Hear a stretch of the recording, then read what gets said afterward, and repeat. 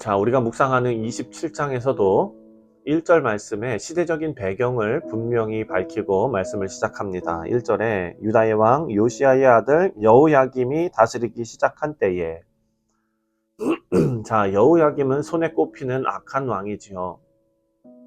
이런 시대에 하나님의 말씀을 전하면서 예레미야는 상징적인 행동으로 하나님의 메시지를 전합니다. 하지만 오늘 우리가 말씀을 보면 3절 말씀을 보면 이 시기가 시드기야 왕의 시대라는 것이 나옵니다. 그래서 신학자들은 시드기야를 여호야김으로 잘못 쓴 것으로 보고 있습니다. 아무튼 2절 말씀을 보면은요, 2절에서 여호와께서 이같이 내게 말씀하시되 너는 줄과 멍에를 만들어 내 목에 걸고. 자, 예레미야가 목에 멍에를 묶는데 이런 내용은 바벨론의 지배를 상징하는 상징적인 표현입니다.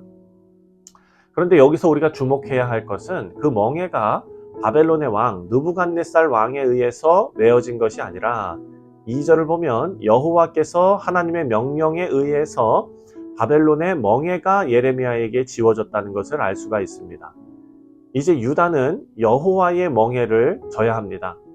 하지만 유다는 이것을 인정하지 않지요. 지금 유다가 착각하는 것은 하나님은 유다가 인정하든 인정하지 않든 온 세상의 절대 주권자다라는 사실을 지금 유다는 착각하고 있습니다. 오늘 말씀 3절부터 7절을 보면은요, 유다를 비롯한 주변 나라들의 애처로운 몸부림이 나옵니다. 유다와 주변 나라들이 바벨론을 대적해서 서로 동맹을 맺는데요, 어떻게 해서든지 자신들의 힘으로 이 문제를 해결해 보려고 애쓰는 모습입니다.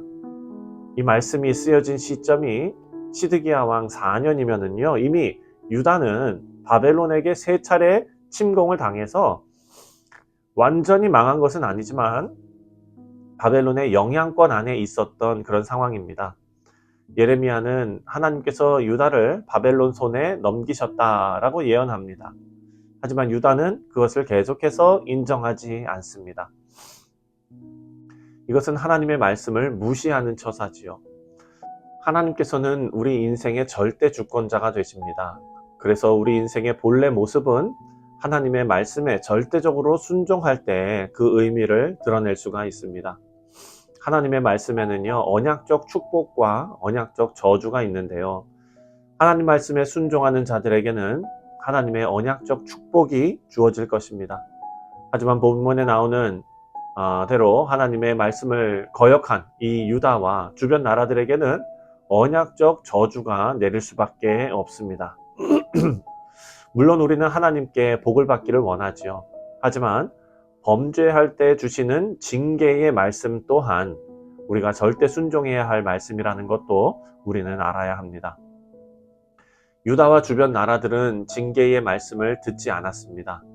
하나님의 말씀은 분명 암울한 것도 있고 받아들이기 힘든 것도 있습니다. 고통스러운 것도 있지요. 호세아 선지자도 하나님의 말씀을 그 인생에 담아내는 일에 있어서 너무나 힘든 고통을 당했습니다.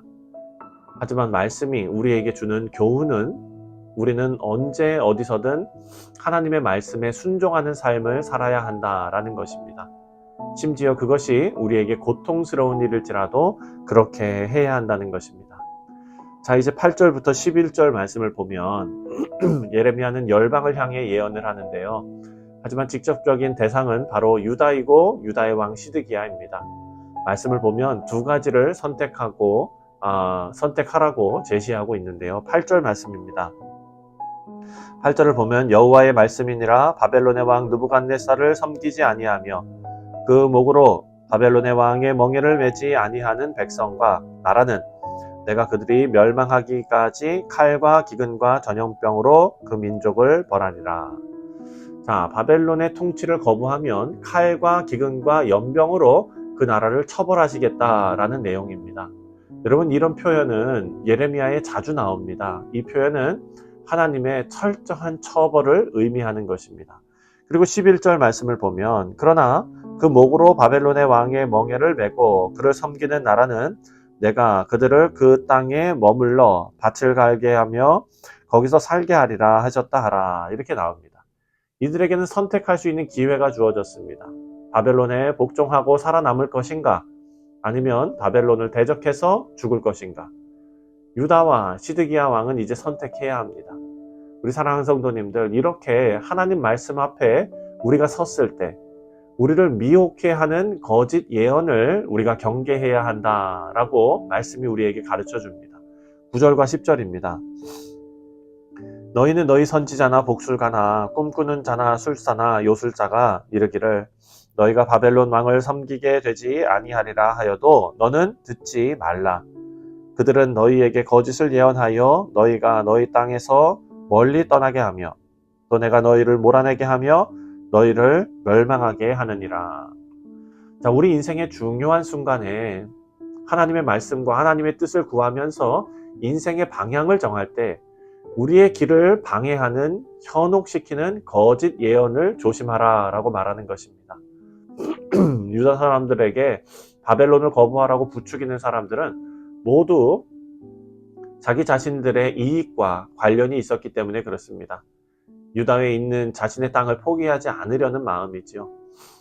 하지만 예레미야의 예언에 의하면 그런 판단의 결과는 그들이 기대한 것과 정반대의 결과를 가져올 것입니다.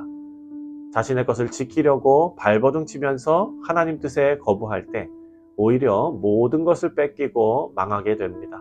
우리 사랑하는 성도님들, 유다의 멸망을 우리가 생각하며 우리는 이 일을 우리 인생의 반면교사로 삼고 우리가 혹시 하나님 앞에 불순종하는 부분이 있는지 다시 한번 깨닫게 되는 그런 은혜가 있으시기를 주님의 이름으로 축원드립니다. 기도하겠습니다.